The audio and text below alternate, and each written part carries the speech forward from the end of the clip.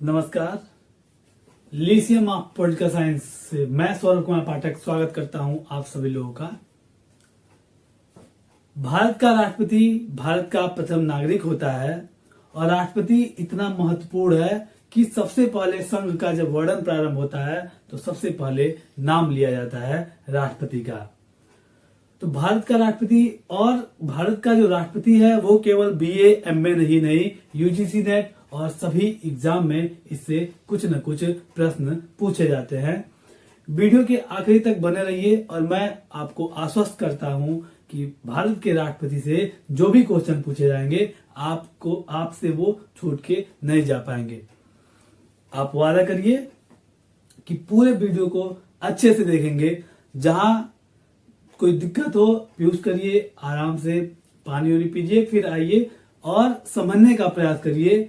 Note उठाइए, copy करके note करिए और राष्ट्रपति आप देखेंगे कि आपको पूरी तरह से समझ में आ गया। तो प्रारंभ करते हैं भारत के राष्ट्रपति को। और जो भारत का राष्ट्रपति है वो भारतीय संविधान के भाग 5 में दिया हुआ है और इतना इंपॉर्टेंट है भारत का राष्ट्रपति कि वह भारत के कार्यपालिका का जो है प्रधान होता है। समझने का प्रयास करेंगे। भारत के राष्ट्रपति को कठपुतली कहा जाता है, स्टंप मोहर कहा जाता है। क्यों कहा जाता है इसको हम समझने का प्रयास करेंगे। भारत की राष्ट्रपति की शक्तियां क्या है इसको समझने का प्रयास करेंगे। तो सबसे पहले ये समझने का प्रयास करेंगे कि जो भारत का संसदीय जो कार्यप्रणाली है, जो संसदीय व्यवस्था है, वह किस प्रकार से काम करती है और जो भारत का राष्ट्रपति है वो क्यों कठपुतली कहा जाता है, इसके बारे में हम जानने का प्रयास करते हैं। तो भारत की जो शासन प्रणाली है उसको हम कहते हैं संसदीय शासन प्रणाली।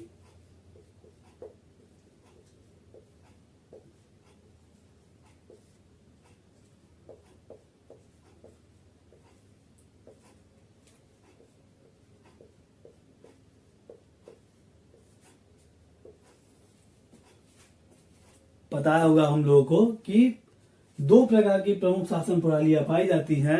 एक संसदीय शासन प्रणाली जिसका जो मुख्य स्रोत है वो ब्रिटेन है। ब्रिटेन में संसदीय शासन प्रणाली का प्रारंभ हुआ था। और दूसरी है अध्यक्षात्मक शासन प्रणाली जो कि अमेरिका में पाई जाती है। जो भारत में शासन प्रणाली पाई जाती है वह संसदीय शासन प्रणाली पाई जाती है। और संसदीय शासन प्रणाली में 2 प्रकार के कार्यपालिका पाई जाती है।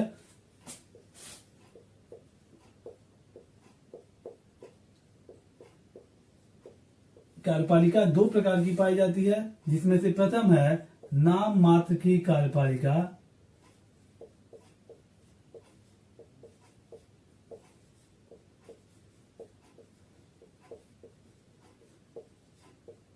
और दूसरा है वास्तविक कार्यपालिका।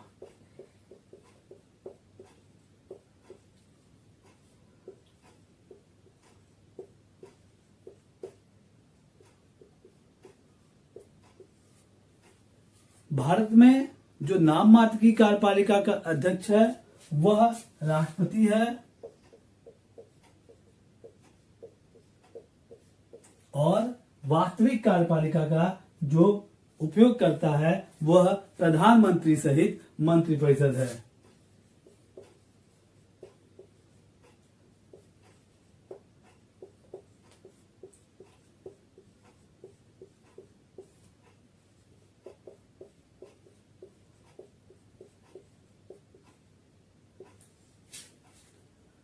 तो जैसा कि नाम से स्पष्ट है कि नाम मात्र की कार्यपालिका यानी केवल नाम है इसका कार्यपालिका का, सारी शक्तियां इसमें निहित तो हैं लेकिन वास्तव में इसका प्रयोग प्रधानमंत्री सहित मंत्रिपरिषद करती है। और हमने ये बताया कि इसको ब्रिटेन की संसदीय शासन प्रणाली से ली गई है और ब्रिटेन में भी इसी प्रकार 2 तरह की कार्यपालिका पाई जाती हैं, नाम मात्र कार्यपालिका और वास्तविक कार्यपालिका। जो नाम मात्र कार्यपालिका होती है उसका जो अध्यक्ष होता है वह वहां पे राजा या रानी होती है। आजकल वहां की जो रानी है वह है एलिजाबेथ द्वितीय। और वास्तविक कार्यपालिका, वहां पे जो वास्तविक कार्यपालिका होती है होती तो यही है, प्रधानमंत्री और मंत्रिपरिषद, लेकिन वहां पे इसको क्राउन कहा जाता है, CROWN। हालांकि क्राउन मतलब राजमुकुट हुआ, लेकिन यहाँ पे वह मंत्री परिषद है। तो प्रारंभ करते हैं राष्ट्रपति को। जो भारत का राष्ट्रपति एक बहुत ही इंपॉर्टेंट पार्ट है भारत का।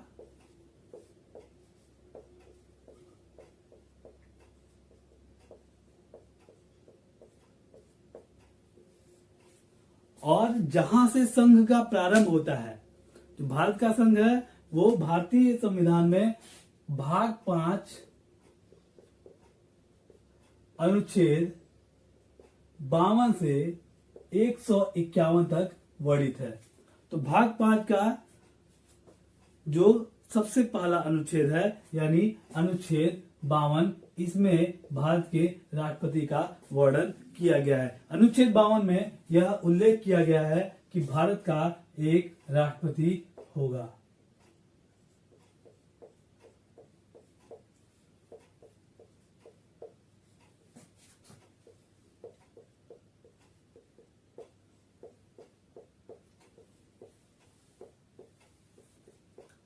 यानी एग्जाम में कभी पूछा जाए कि भारत के राष्ट्रपति पद का सृजन या राष्ट्रपति पद का उल्लेख किस अनुच्छेद में है, तो हम कहेंगे कि अनुच्छेद 52 में भारत के राष्ट्रपति पद का उल्लेख है। अनुच्छेद 53 में यह लिखा हुआ है कि संघ की समस्त कार्यपालिकी शक्तियां राष्ट्रपति में निहित होंगी।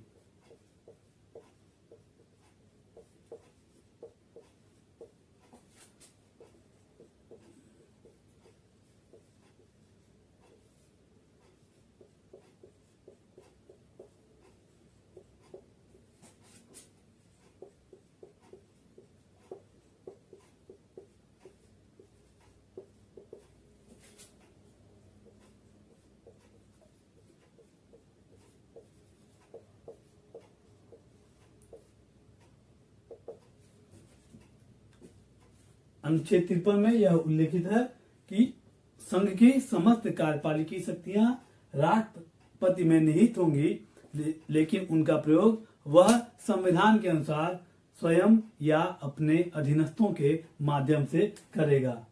यानी वहां पे यह है कि सारी शक्तियां इसमें निहित तो हैं, लेकिन उनका प्रयोग वह संविधान के अनुसार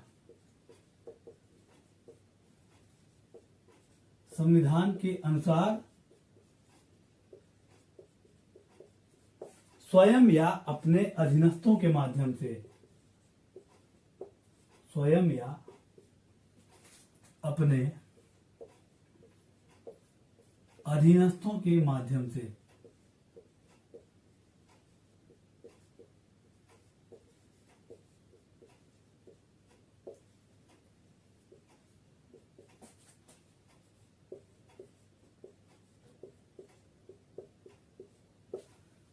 यानी संघ की समस्त कार्यपालिकी शक्तियां राष्ट्रपति में निहित हैं, लेकिन उनका प्रयोग वह स्वयं या अपने अधीनस्थों के माध्यम से करेगा। अब यह पढ़ते हैं कि इनकी राष्ट्रपति पद की योग्यताएं क्या हैं।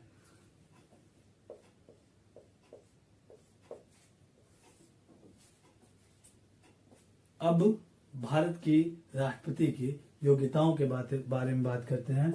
तो योग्यताओं का उल्लेख भारतीय संविधान के 58वें अनुच्छेद में किया गया है, और 58वें अनुच्छेद में यह लिखा गया है कि निम्न योग्यताएं होनी चाहिए भारत के राष्ट्रपति के लिए। सबसे प्रथम ये लिखा हुआ है कि वह भारत का नागरिक होना चाहिए, यानी राष्ट्रपति को भारत का नागरिक होना चाहिए। अगला लिखा है वह 35 वर्ष की आयु पूरी कर चुका हो। अगला है कि वह लोकसभा के सदस्य बनने की योग्यता रखता हो, और यह कि वह किसी लाभ के पद पर न हो। पहला ये कि वह भारत का नागरिक हो।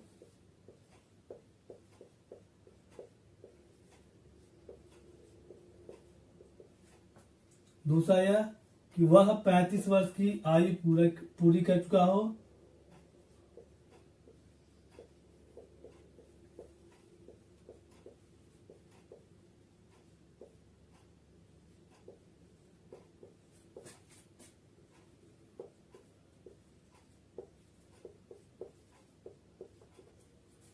और लोकसभा के सदस्य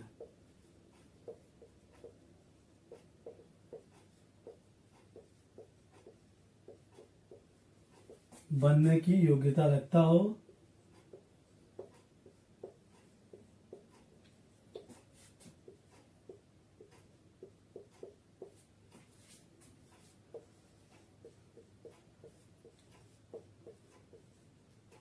और भारत सरकार, राज्य सरकार या स्थानीय जो शासन है उसके अंतर्गत किसी लाभ के पद पर न हो।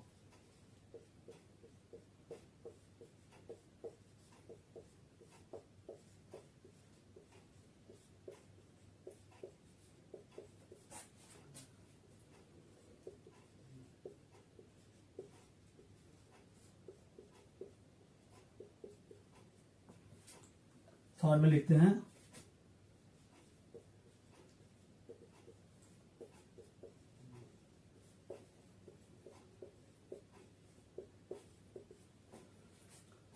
भारत का नागरिक हो, 35 वर्ष की आयु पूरी कर चुका हो, लोकसभा के सदस्य बनने की योग्यता रखता हो और भारत सरकार, राज्य सरकार या स्थानीय सरकार के अंतर्गत किसी लाभ के पद पर न हो।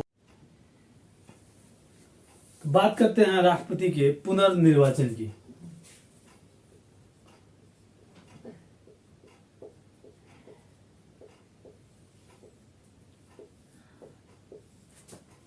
अमेरिकी संविधान में जब विवाद प्रारंभ हुए उसके बाद उसमें यह स्पष्ट रूप से उल्लेख कर दिया गया कि कोई व्यक्ति 2 बार से ज्यादा राष्ट्रपति नहीं बन सकता, जबकि भारतीय संविधान में केवल अनुच्छेद 57 में यह लिखा हुआ है कि कोई व्यक्ति राष्ट्रपति के पद पर पुनर्निर्वाचन के लिए योग्य होगा।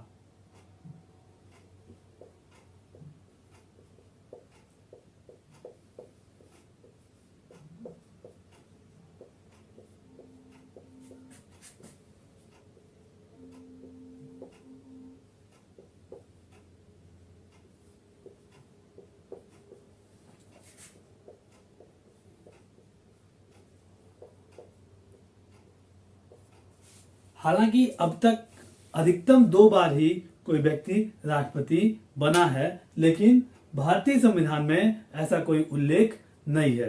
अब बात करते हैं राष्ट्रपति के निर्वाचक मंडल की।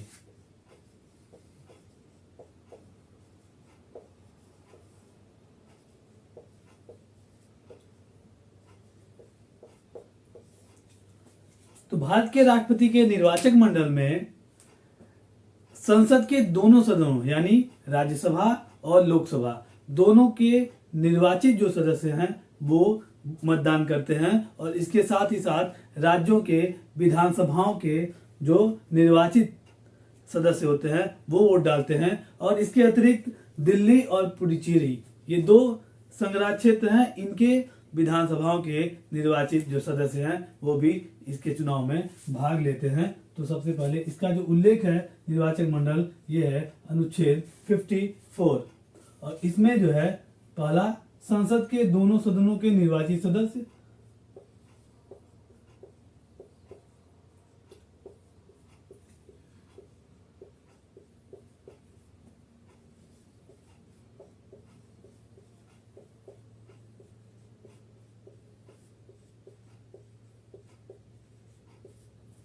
इसके अलावा सभी राज्यों के विधानसभाओं के निर्वाचित सदस्य,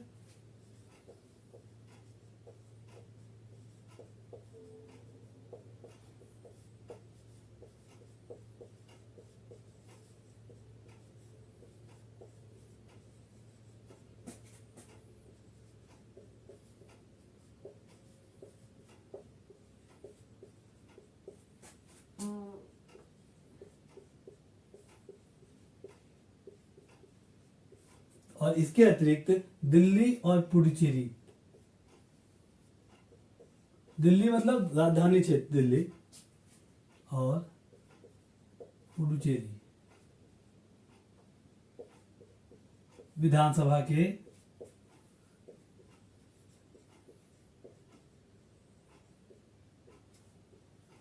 निर्वाचित सदस्य।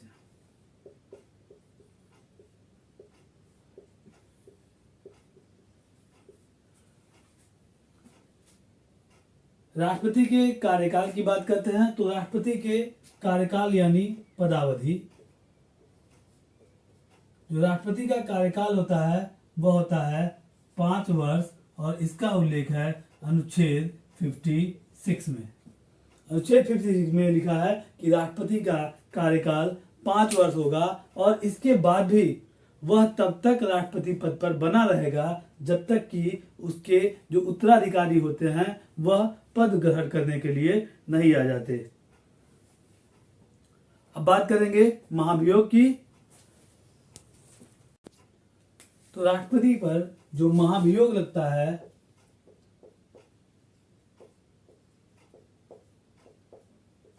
इसका वर्णन किया गया है अनुच्छेद 61 में।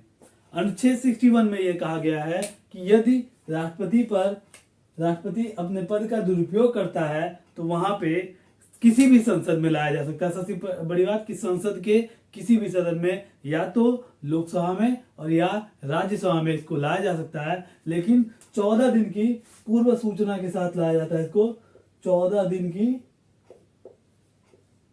पूर्व सूचना और जब ये प्रस्तावित होता है संसद के जिस सदन में, उसके कम से कम 1/4 सदस्य, सदन के 1/4 सदस्य इस पे हस्ताक्षर करते हैं और उसके बाद इसी सदन के जो ये प्रस्तावित करता है, इस सदन के अगर 2/3 बहुमत से यह पास किया जाता है और फिर ये दूसरे सदन के पास भेजा जाता है कि अब इसकी जांच वो सदन करेगा। ये दूसरे सदन के पास जाता है और उस जो कार्यवाही होती है जांच की, अर्धन्यायिक कार्य है ये संसद का, जो जांच होती है, अगर इसमें पाया जाता है कि वह दोषी है और दूसरा सदन भी अपने 2/3 बहुमत के साथ इसे पारित कर देता है, तो उसी दिन से राष्ट्रपति को अपने पद से मुक्त समझा जाता है। बात करते हैं राष्ट्रपति के शपथ ग्रहण की। तो राष्ट्रपति का जो शपथ है वह अनुच्छेद 60 में वर्णित है, अनुच्छेद 60 में। अनुच्छेद 60 में यह लिखा हुआ है, सबसे बड़ी बात यह होती है कि राष्ट्रपति किसके समक्ष शपथ लेता है। तो राष्ट्रपति जो शपथ लेता है वह या तो सुप्रीम कोर्ट के जो मुख्य न्यायाधीश होते हैं उनके समक्ष, और या अगर मुख्य न्यायाधीश किसी कारण से उपस्थित नहीं हो तो उस समय सुप्रीम कोर्ट के जो वरिष्ठतम न्यायाधीश होते हैं उसके समक्ष शपथ लेता है। राष्ट्रपति जो संविधान है उसका परिरक्षण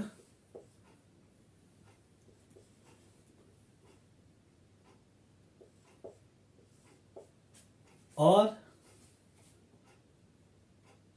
प्रतिरक्षण और संरक्षण, राष्ट्रपति संविधान का परिरक्षण, प्रतिरक्षण और संरक्षण का शपथ लेता है। बात करते हैं अगर राष्ट्रपति के चुनाव में कोई विवाद उत्पन्न होता है तो उस समय क्या होता है, यानी चुनाव संबंधी विवाद।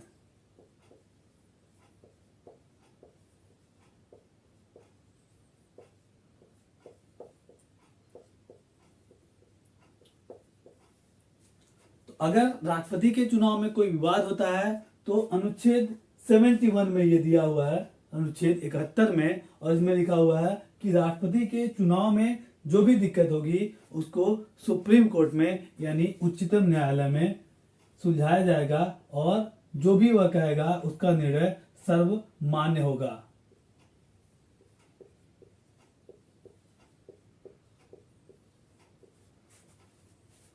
तो उम्मीद करते हैं कि यहाँ तक आप लोगों को समझ में आ गया होगा। अब बात करते हैं राष्ट्रपति की शक्तियों की।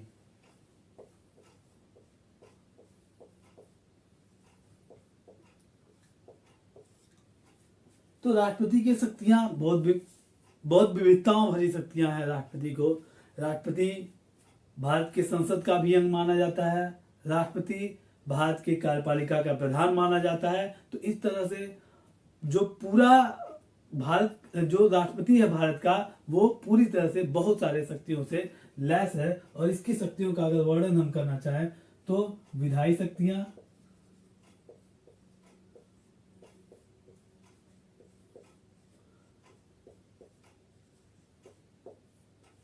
कार्यपालिकी शक्तियां,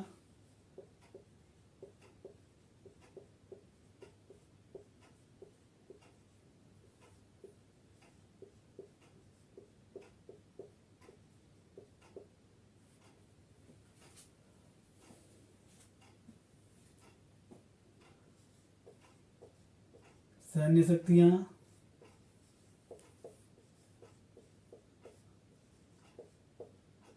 न्यायिक शक्तियां,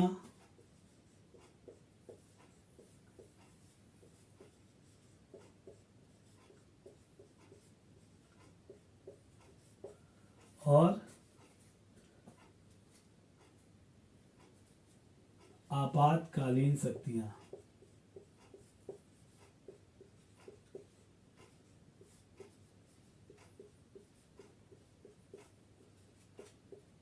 ये मुख्य रूप से इतने तरह के हैं। इसके अतिरिक्त भी राजनयिक शक्तियां और कई सारी शक्तियां आती हैं, लेकिन मुख्य रूप से विधायी शक्तियां, कार्यपालिकी शक्तियां, सैन्य शक्तियां, न्यायिक शक्तियां और आपातकालीन शक्तियों का उल्लेख किया जाता है। तो विधायी शक्तियां, जैसा हमने कहा कि राष्ट्रपति अनुच्छेद 79 में यह दिया हुआ है कि जो भारत की व्यवस्थापिका है वह 3 अंगों से बनी होगी, जिसमें राष्ट्रपति, राज्यसभा और लोकसभा होंगे।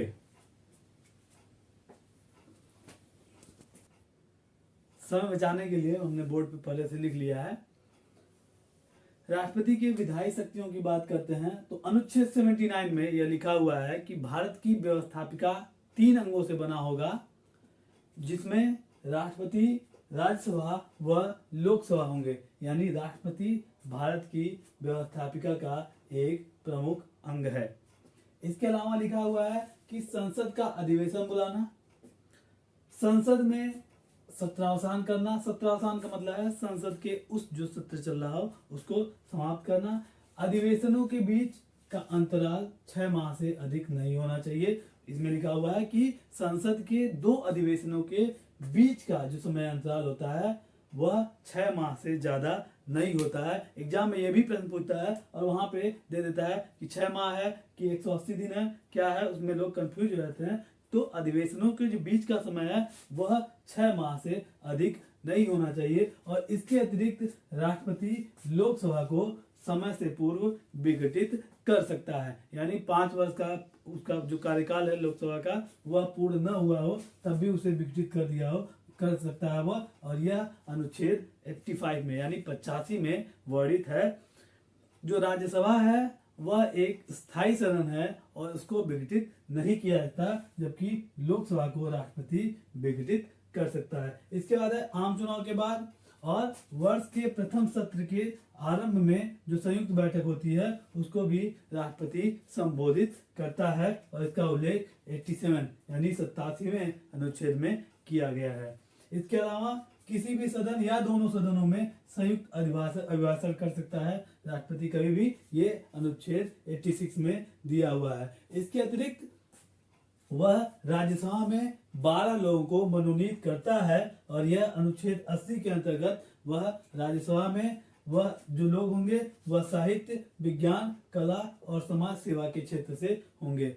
लेकिन यह 12 लोग, अभी हमने पढ़ा है कि राष्ट्रपति के जो निर्वाचक मंडल होते हैं अनुच्छेद 54 के अंतर्गत, उसमें यह 12 लोग जिसे वह मनोनीत करता है यह लोग वोटिंग नहीं करते हैं राष्ट्रपति के जो है चुनाव में। इसके अलावा राष्ट्रपति अनुच्छेद 108 के अंतर्गत संयुक्त अधिवेशन बुला सकता है, और यह संयुक्त अधिवेशन साधारण जो विधेयक होते हैं, साधारण संविधान संशोधन विधेयक, अगर उसको लेकर संसद दोनों सदनों के बीच मतभेद उत्पन्न होता है, गतिरोध उत्पन्न होता है, तो राष्ट्रपति अनुच्छेद 108 के अंतर्गत दोनों सदनों की संयुक्त अधिवेशन, संयुक्त बैठक बुला सकता है, और इस दोनों सदनों की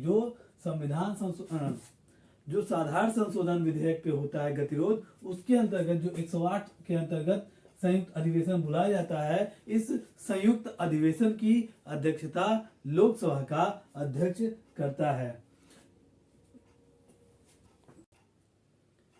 विधायी शक्तियों के अंतर्गत कुछ अनुच्छेद और है। अनुच्छेद 111 इंपॉर्टेंट अनुच्छेद है। इसके अंतर्गत यह कहा गया है कि यदि संसद के दोनों सदनों के पास जो विधेयक है वो पास होकर यह जाता है राष्ट्रपति के पास, तो राष्ट्रपति के पास 3 ऑप्शन होते हैं। वह उस विधेयक को स्वीकृत कर सकता है, या अस्वीकृत कर सकता है, या उसे पुनर्विचार के लिए वापस कर सकता है। लेकिन ये याद रखिएगा कि वह राष्ट्रपति कभी भी धन विधेयक को पुनर्विचार के लिए वापस नहीं कर सकता है या अस्वीकृत नहीं कर सकता है, क्योंकि यह इंपॉर्टेंट चीज है कि जो भी धन विधेयक होता है वह राष्ट्रपति की पूर्व स्वीकृति के बाद ही सदन में पेश किया जाता है, और धन विधेयक केवल सर्वप्रथम लोकसभा में ही पेश किया जाता है। राज्यसभा में धन विधेयक पेश नहीं किया जा सकता। धन विधेयक के संबंध में जो राज्यसभा की शक्तियां हैं वह अत्यंत सीमित हैं। तो अनुच्छेद 111 कंफर्म हो गया। अनुच्छेद 200 के अंतर्गत, यह अनुच्छेद 200 राज्यपाल से संबंधित अनुच्छेद है, और यह इस अनुच्छेद में राज्यपाल किसी भी विधेयक को राष्ट्रपति के पुनर्विचार के लिए सुरक्षित रख सकता है। तो यहाँ पे एक इंपॉर्टेंट चीज 111 के अंतर्गत यह है कि अगर पुनर्विचार के लिए कोई विधेयक को वापस किया है राष्ट्रपति, और अगर सदन ने पुनः उसी विधेयक को पास करके राष्ट्रपति के पास भेजा, तो राष्ट्रपति को अनिवार्य रूप से इस पर अपनी स्वीकृति देनी होगी। जबकि राज्यपाल, अगर अनुच्छेद 200 के अंतर्गत राज्यपाल पुनर्विचार के लिए रखता है राष्ट्रपति के लिए, और राष्ट्रपति उसको वापस करता है, तो उसके बाद अगर विधानसभा या विधानमंडल इसको पुनः पास करके वापस भेजती है, तो भी राष्ट्रपति के पास यह छूट होगी, यह शक्ति होगी कि वह उसे स्वीकृत करे अथवा न करे। जबकि अनुच्छेद 111 के अंतर्गत जब संघीय मामला आता है, संसद का मामला आता है, तो एक बार पुनर्विचार के लिए वापस करता है, पुनः उसे उस पर अपनी स्वीकृति देनी ही पड़ती है। अनुच्छेद 123 बहुत इंपॉर्टेंट अनुच्छेद है, अक्सर एग्जाम में पूछा जाता है। अनुच्छेद 123 याद कर लीजिएगा। इसके अंतर्गत राष्ट्रपति अध्यादेश जारी करता है, और अध्यादेश जो जारी करता है वो अध्यादेश क्यों जारी करता है? अगर संसद के दोनों सदन अधिवेशन न चल रहे हो दोनों सदनों में, और राष्ट्रपति को यह आभास होता है कि ऐसी स्थिति उत्पन्न हो गई है जिसमें जो विधि है उसको नया विधि बनाना अनिवार्य हो गया है, तो अनुच्छेद 123 के अंतर्गत राष्ट्रपति अध्यादेश जारी कर सकता है।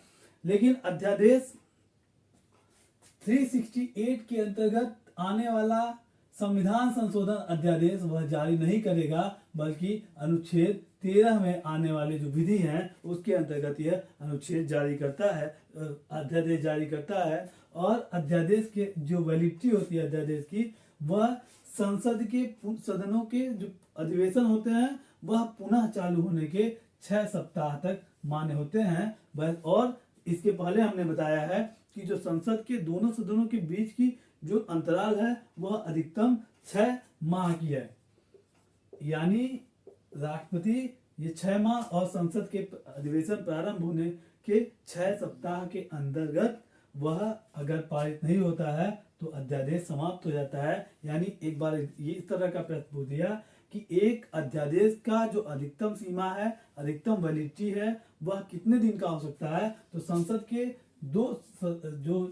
अधिवेशन होते हैं उनके बीच की जो समय होती है 6 माह, और प्लस उस अधिवेशन चालू होगा तो वह 6 सप्ताह। यानी 6 माह और 6 सप्ताह यानी 7.5 माह जो अधिवेशन है, जो अध्यादेश है, इसकी वैलिडिटी अधिकतम हो सकती है।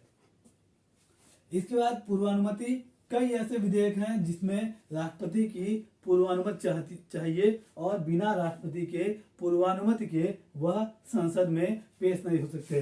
तो अनुच्छेद 3 के अंतर्गत, अनुच्छेद 3 याद होगा भारतीय संविधान के भाग 1 में दिया हुआ है।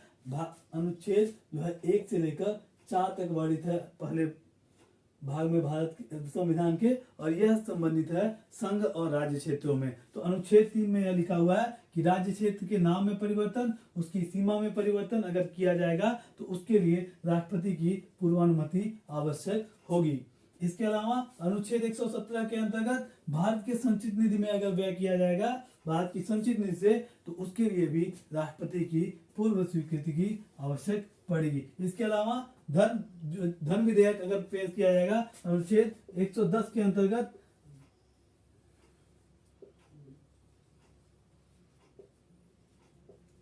अनुच्छेद 110 के अंतर्गत अगर धन विधेयक पेश किया जाएगा तो ये धन विधेयक भी बिना राष्ट्रपति के स्वीकृति के पेश नहीं किया जा सकता, और ये धन विधेयक हमेशा लोकसभा में ही पेश किया जाएगा। इसके अलावा भूमि अधिग्रहण से संबंधित जो भी विधेयक है वो राष्ट्रपति की पूर्व स्वीकृति से ही पेश किए जाएंगे। और एक बात और याद रखने की बात है दोस्तों कि धन विधेयक हमेशा पहले लोकसभा में ही पेश होता है, राज्यसभा में धन विधेयक पेश नहीं होता है।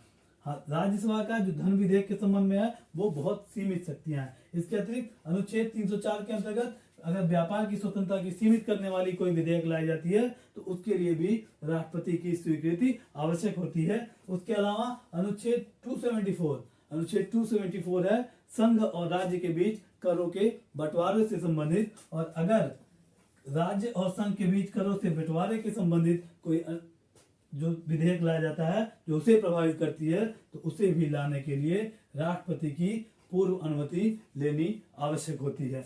तो राष्ट्रपति की विधायी शक्तियां यही। इसके अलावा वह वित्त आयोग, नियंत्रक महालेखा परीक्षक, भाषा आयोग, संघ लोक सेवा आयोग और अनुसूचित जाति आयोग, इन सब की रिपोर्ट भी वह संसद के पटल पर रखता है। तो राष्ट्रपति की विधायी शक्तियां समाप्त होती हैं और अब हम राष्ट्रपति की कार्यपालिकी शक्तियां को पढ़ेंगे।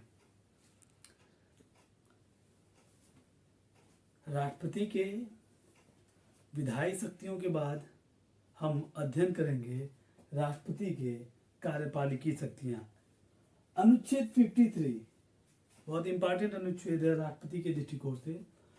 अनुच्छेद 53 में यह उल्लिखित है कि संघ की समस्त कार्यपालिकी शक्तियां राष्ट्रपति में निहित होंगी, जिसका प्रयोग वह संविधान के अनुसार स्वयं या अपने अधीनस्थों के माध्यम से करेगा।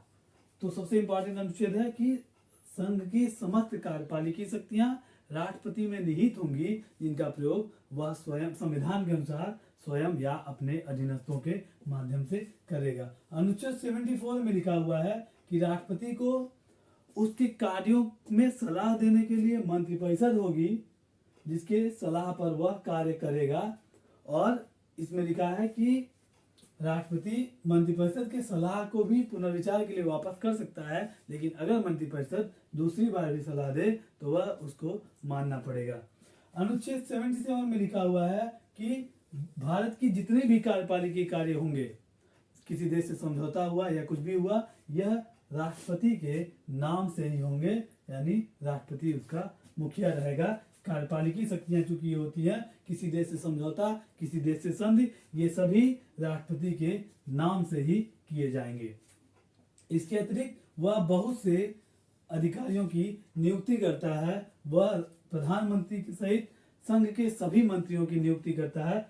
सबसे पहले वह प्रधानमंत्री की नियुक्ति करता है और प्रधानमंत्री की सलाह पर वह संघ के अन्य मंत्रियों की नियुक्ति करता है। और इसके अलावा वह राज्यों के राज्यपाल की नियुक्ति करता है, लोक सेवा आयोग के जो सदस्य हैं और अध्यक्ष उनकी नियुक्ति करता है, राष्ट्रीय अल्पसंख्यक आयोग के अध्यक्ष और सदस्यों की नियुक्ति करता है, राजभाषा आयोग के अध्यक्ष और सदस्यों की नियुक्ति करता है, राष्ट्रीय पिछड़ा वर्ग आयोग के अध्यक्ष और सदस्यों की नियुक्ति करता है, राष्ट्रीय अनुसूचित जाति और जनजाति आयोग के अध्यक्ष और सदस्यों की, राष्ट्रीय महिला आयोग के अध्यक्ष और सदस्यों की, और नियंत्रक महालेखा परीक्षक की नियुक्ति भी यही करता है। अनुच्छेद 148 में नियंत्रक और महालेखा परीक्षक का वर्णन है। इसके अतिरिक्त संघ राज्य क्षेत्रों के प्रशासकों की नियुक्ति करता है।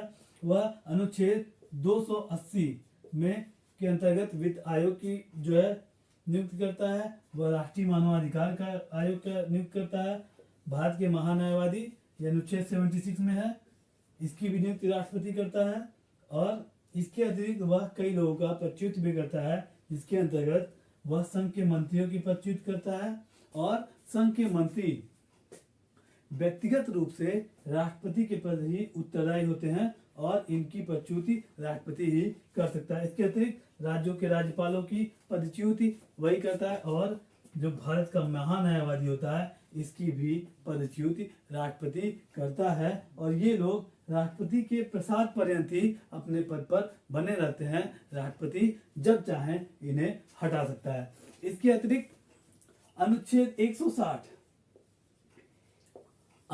160 में अगर यह है कि अगर राज्यपाल का पद खाली हो तो राष्ट्रपति उसके लिए व्यवस्था कर सकता है। कार्यपालिकी शक्तियों के बाद हम अध्ययन करेंगे राष्ट्रपति की न्यायिक शक्तियों की। न्यायिक शक्तियों में राष्ट्रपति को अनुच्छेद 72 के अंतर्गत क्षमादान का अधिकार प्राप्त है। बहुत बार क्वेश्चन पूछा है एग्जाम में कि क्षमादान का अधिकार राष्ट्रपति को किस अनुच्छेद में प्राप्त है, तो अनुच्छेद 72 में राष्ट्रपति को क्षमादान का अधिकार प्राप्त है। वह किसी अपराध के मामले में दंड पाए अपराधी की क्षमा दे सकता है। और क्षमा कई प्रकार की है, वह उसकी अवधि को कम कर सकता है, या कई बार आप सुने होंगे न्यूज में भी कि वह फांसी की सजा को भी समाप्त कर सकता है। और वह दंड जो कारावास दंड हो, मतलब जो काम करने के साथ जो दंड दिया हो उसको वह नॉर्मल दंड में भी बदल सकता है। और 161 अनुच्छेद 161 के अंतर्गत राज्यपाल को भी कुछ मामलों में क्षमादान का अधिकार प्राप्त है। फिर इसके बाद अनुच्छेद 143 ये परामर्श का अधिकार है। इसके अंतर्गत राष्ट्रपति को यह अधिकार है कि वह किसी मामले में सुप्रीम कोर्ट से परामर्श मांग सकता है। अनुच्छेद 143 परामर्श का अधिकार। इसके और अनुच्छेद 124 के अंतर्गत राष्ट्रपति उच्चतम न्यायालय के न्यायाधीशों की नियुक्ति करता है। वहीं अनुच्छेद 217 के अंतर्गत राष्ट्रपति उच्च न्यायालय के न्यायाधीशों की नियुक्ति भी करता है। अनुच्छेद 103 के अंतर्गत अगर कोई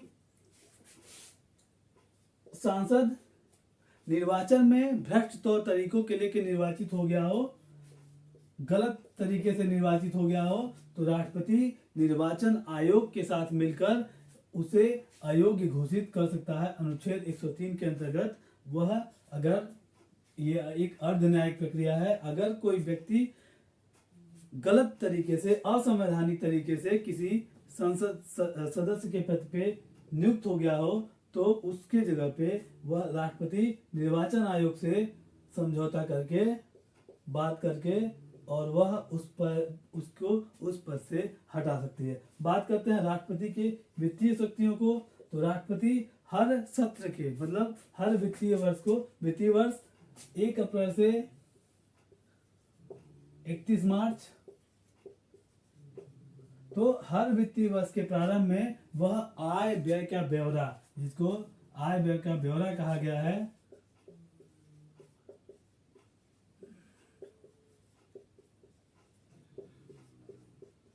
और वह बजट को प्रस्तुत करवाता है सदन में। इसके अलावा धन विधेयक, वित्त विधेयक और अनुदान की मांग पर राष्ट्रपति की पूर्वानुमति चाहिए। बिना राष्ट्रपति के पूर्वानुमति के धन विधेयक, वित्त विधेयक और अनुदान की मांग प्रस्तुत नहीं की जा सकती। इसके अलावा जो राष्ट्र की आकस्मिक निधि है उस पे राष्ट्रपति का नियंत्रण होता है और आकस्मिक निधि से कोई भी पैसा बिना राष्ट्रपति की स्वीकृति के नहीं निकाला जा सकता। इसके अलावा जो वित्त आयोग है, अनुच्छेद 280 के अंतर्गत हर 5 वर्षों पर वित्त आयोग का गठन होता है और इस गठन का कार्य राष्ट्रपति ही करता है।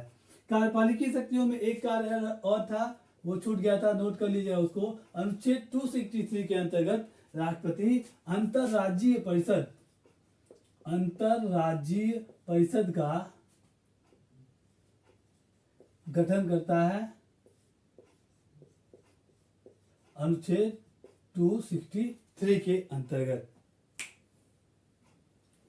अनुच्छेद 263 के अंतर्गत राष्ट्रपति की वित्तीय शक्तियों के बाद हम अध्ययन करेंगे राष्ट्रपति की सैन्य शक्तियों के बारे में। अनुच्छेद 53 के सेकेंड पार्ट में भाग खंड 2 में यह लिखित है कि राष्ट्रपति तीनों सेनाओं का प्रधान सेनापति होता है।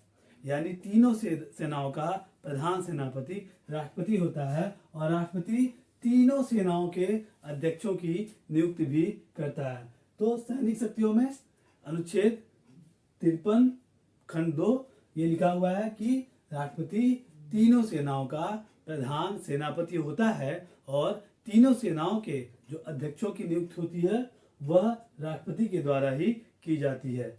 इसके बाद हम आते हैं आपातकालीन शक्तियों में। जो आपातकालीन शक्तियां हैं वो भारतीय संविधान के भाग 18 में दी हुई हैं और अनुच्छेद 352 से और 360 तक इसका वर्णन किया गया है। इसके अंतर्गत 3 प्रकार के आपातकाल आते हैं, अनुच्छेद 352, अनुच्छेद 356 और अनुच्छेद 360। अनुच्छेद 352 जो है वह है राष्ट्रीय आपातकाल।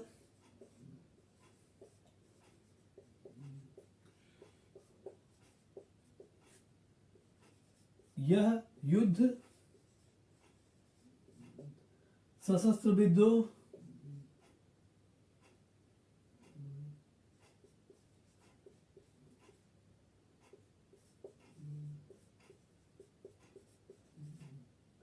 युद्ध और सशस्त्र विद्रोह की स्थिति में यह राष्ट्रीय आपातकाल लगाया जाता है अनुच्छेद 352 के अंतर्गत। और यह जब राष्ट्रीय आपातकाल राष्ट्रपति लगाता है तो यह एक बार के लिए 6 महीने के लिए लगाई जाती है। फिर जब जब इसको आगे बढ़ाना हो हर 6 महीने पे संसद इसकी स्वीकृति देती है और यह 6-6 महीने बढ़ता जाता है राष्ट्रीय आपातकाल।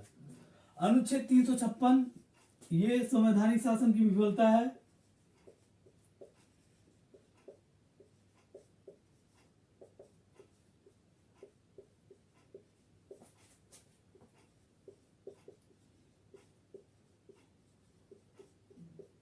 और हम लोग पॉपुलर रूप में जो लोक चर्चित नाम है, जन चर्चित नाम है, वह है राष्ट्रपति शासन। इस अनुच्छेद 356 को राष्ट्रपति शासन भी कहते हैं और यह अनुच्छेद 356 इसका सबसे ज्यादा मिसयूज हुआ है, बहुत मिसयूज हुआ है इस अनुच्छेद का। और जब भी सेंटर और स्टेट की पार्टियां पहले दूसरी हुआ करती थी तो इसका प्रयोग बहुत ज्यादा किया जाता था कि स्टेट पार्टी को इसके द्वारा बर्खास्त कर दिया जाता था और ऐसी पार्टी ऐसे चुनाव करवाए जाते थे वहां पे जिससे केंद्र को लाभ मिल सके। अनुच्छेद 356 संवैधानिक शासन की विफलता और राष्ट्रपति शासन। जो अनुच्छेद 360 है इसे हम कहते हैं वित्तीय आपातकाल।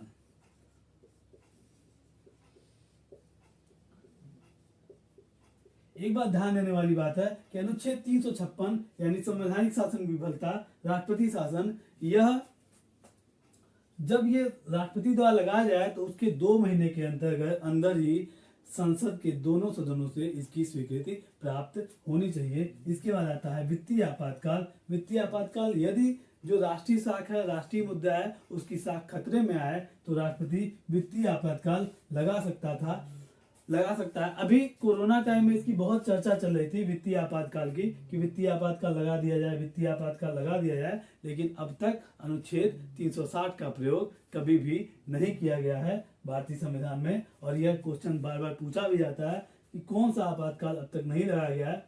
तो अनुच्छेद 252, 352, 356 और 360 में तो अनुच्छेद 360 अब तक कहीं भी नहीं लगाया गया है। इसके बाद आता है राजनयिक शक्तियां। राजनयिक शक्तियों में जो भारत के राजदूत होते हैं उनकी नियुक्ति राष्ट्रपति ही करता है और जो भी संधि समझौते होते हैं वह राष्ट्रपति के नाम से ही होते हैं। इसके अलावा जो विदेशी राजदूत आते हैं उनकी कागजों की जांच और उनकी जो कागज लेते हैं और उनका जो हस्ताक्षर करते हैं यह भी राष्ट्रपति ही करते हैं। दोस्तों, राष्ट्रपति संपूर्ण देने का प्रयास हमने किया। उम्मीद करते हैं आपको हमारे द्वारा दी गई जानकारी पसंद आई होगी। अगर ये जानकारी आपको अच्छी लगी तो वीडियो को लाइक करिएगा, चैनल को सब्सक्राइब करिएगा और अपने दोस्तों के साथ शेयर करना न भूलिएगा। ये जानकारी आपको अच्छी लगी तो वीडियो को लाइक करिएगा, चैनल को सब्सक्राइब करिएगा और अपने दोस्तों के साथ शेयर करना न भूलिएगा। वीडियो के अंत तक बने रहने के लिए आप सभी का धन्यवाद।